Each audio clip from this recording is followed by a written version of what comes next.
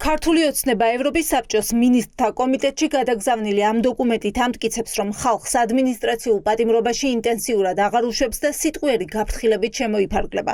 2015-19 წლამდე აქციებზე ადმინისტრაციული წესით დაკავებულმა მოქალაქეებმა ოცნებას ევროს სასამართლოში უჩივლეს და ეს დავები მოიგეს. ამის შემდეგ გადაწყვიტა ევროპის საბჭოს მინისტრთა კომიტეტმა კონტროლი, ხომ არ აგრძელებს ქართული ოცნება ისევ ქვეყანაში ადმინისტრაციული პატიმრობების არაპროპორციულ გამოყენებას.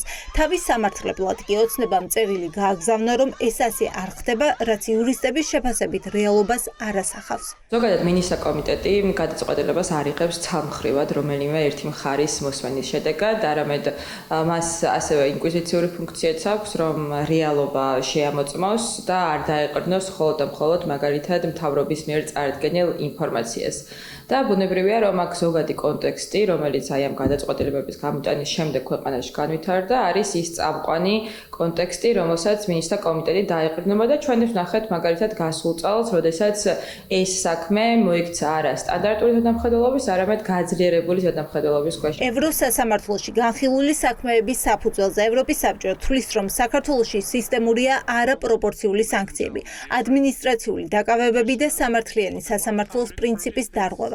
ეს დასკვნები 2015-19 წლებს ეყრდნობა, თუმცა უფლებადამცველების შეფასებით ახლა ვითარება ბევრად უფრო მძიმეა. შეიძლება იმის გამო დაგაკავონ, რომ ტროტუარზე იდგე. ადმინისტრაციულ სამართალდარღვევათა კოდექსში იქნა ჩაწერილი, რომ სასამართლოს აქვს შესაძლებლობა რომ საკუთარ დადგენილებაში მიუთითოს ადამიანის უფლებათა ევროპული სასამართლოს პრეცედენტები და ამას აკეთებენ ხოლმე მოსამართლეები, თუმცა ხშირად ასეთ მითითებას აქვს შაბლონური და ფორმალური ხასიათი. ის აკრძალვები, რომელიც იქნა ბოლო პერიოდში შემოღებული, პრაქტიკაში უკვე აქტიურად გამოიყენება, რაც არის ერთგვარი მსუსხავი ეფექტის მატარებელი. რა რეალობაა დღეს ქვეყანაში? თუ ოცნება ამბობს, რომ სიტყვიერი გაფრთხილებები გახშირდა, ასეთ შემთხვევებს ვერ იხსენებენ იურისტები, რომლებიც მომიტინგეების უფლებებს სასამართლოებში იცავენ. ადვოკატები ყვებიან, რომ ადმინისტრაციულ კოდექსში ახალი დანაშაულებები გაჩნდა, ხალხს იჭერენ ტროტუარზე დგომის გამო, Facebook სტატუსების გამო და ადმინისტრაციული ჯარიმების თუ პატიმრობების რაოდენობა მზარდია. დღეს სასამართლოში არსებული პრაქტიკის შესაბამისად შეიძლება ითქვას, რომ სასამართლოები აქტიურად იყენებენ პატიმრობებს. რაც შეეხება უშუალოდ სიტყვიერი შენიშვნის, ანუ სახდელისგან განთავისუფლების შემთხვევებს, ეს არსებული საქმეების 1%-შიც კი არ მომხდარა მათი გამოყენება, ძირითადად ხდება გამოყენება დაკავებების და კოლოსალური ჯარიმების. სასამართლო პრაქტიკა აჩვენებს, რომ ადმინისტრაციულ სამართალდარღვევათა კანონმდებლობა გამოყენებულია როგორც რეპრესიის მექანიზმი და არ ვიცი რა ფაქტებს და გარემოებებს შეიძლება დააყრდნოს ქართულმა ოცნებამ მის მიერ წარდგენილი მოსაზრება, რომ ადმინისტრაციულ სამართალდარღვევათა კანონმდებლობა გაუმჯობეს და მოქალაქეების სასარგებლოდ, თუმცა ის, რასაც სასამართლო აკეთებს, ეს არის უფრო ხშირად გამოყენებული ადმინისტრაციული პატიმრობა. როგორ სრულდება ევროს სასამართლოს გადაწყვეტილებები? ევროპის საბჭოს მინისტრთა კომიტეტი ამის მონიტორინგს აწარმოებს. ახლა სტრასბურგში მიდის განხილვა, რა გააკეთეს წევრმა ქვეყნებმა, მათ შორის საქართველომ. გიგა მაქარაშვილი ერთ-ერთი პირველია, ვინც გზის გადაკეტვის გამო დააკავეს და დავა ევროს სასამართლოში დაიწყო. სწორედ მისი საქმეა ახლა დაკვირვების ქვეშ. ჩვენი кейსის შემდეგ ყველაფერი არის 100-ჯერ გაუარესებული. წლები განმავლობაში არ ხდებოდა იმდენი ადამიანის დაკავება, რაც ახლა ერთ დღეში ასწრებს ქართული ოცნება.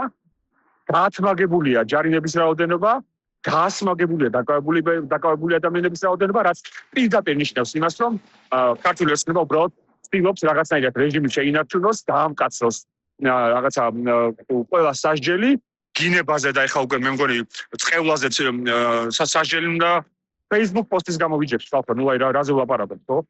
ყველაფერს აკეთებენ იმისთვის, რომ რამენერად გადარჩნენ. ქართულ ოცნებაში პასუხისმგებლობას გაზრდილ ადმინისტრაციულ პატიმრობებზე იხსნიან და სადამსჯელო ნორმების გაუქმების ნაცვლად ხელს ისევ ბრიუსელისკენ იშვერენ. აქ პრობლემა პოლიტიკურ მოტივაციაშია, რომელიც აქვს ადამიანებს დანაშაულის თუ რა ვიცი ადმინისტრაციული გადაცნობის ჩადენისას და არ იქნება ბრიუსელის მხარდაჭერა პოლიტიკური მოტივირებული დანაშაულების მიმართ, არც იქნება პოლიტიკურად მოტივირებული დანაშაულები. არ იქნება პოლიტიკურად მოტივირებული დანაშაულები, არ იქნება სასჯელები.